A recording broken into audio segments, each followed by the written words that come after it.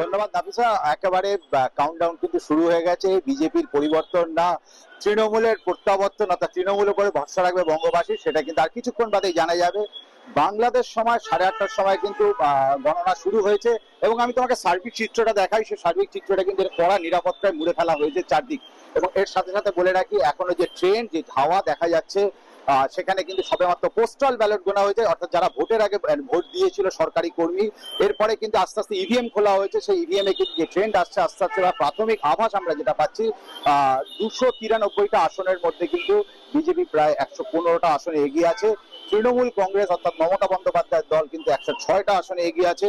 এবং উল্লেখযোগ্যভাবে যে জাতীয় কংগ্রেস, যার খাতা গতবার শূন্য ছিল 2021 সালে, তারা কিন্তু 3টে আসনে এগিয়ে আছে। এবং যে বাম দল অর্থাৎ সিপিআইএম কিন্তু একেবারেই শূন্যভাবে এগিয়ে আছে। তবে এটা প্রাথমিক ট্রেন্ড। বাংলাদেশ সময় 12:30টা 1টা নাগাদ কিন্তু বোঝা যাবে যে কোন দিকে যাচ্ছে, এবং 3টে 3:30টার দিকে আমরা ধারণা পেয়ে যাব যে কোন রাজনৈতিক দল সরকার গঠন করতে চলেছে। আর এর সাথে বলে রাখি, এবারে কিন্তু যেহেতু পশ্চিমবঙ্গে 294টি আসন কিন্তু গণনা হচ্ছে 293টি আসনে। এর কারণ, দক্ষিণ 24 পরগনার ফলতা আসনের পুরো ভোট বাতিল করে দিয়েছে নির্বাচন কমিশন। সেখানে কিছু কারচুপি অভিযোগ ছিল।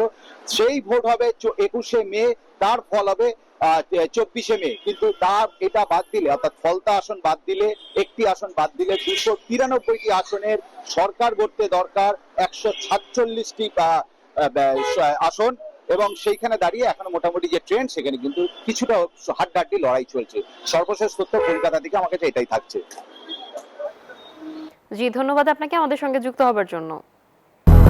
200-র বেশি সার্ভিস ও ফিচারে লেনদেনের সব বিকাশ অ্যাপে সম্ভব।